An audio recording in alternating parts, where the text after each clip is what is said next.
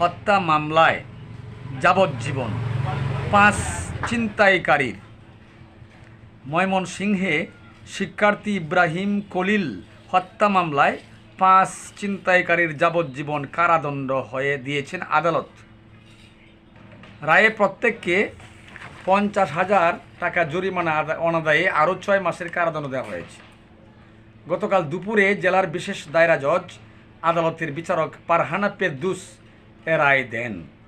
দণ্ডপ্রাপ্তরা হলেন নগরীর পাটগুদাম কাশবন এলাকার নিশাদ, কুরশেদ, তুষার, সবুজ ও পেরিজ ডায়মন্ড।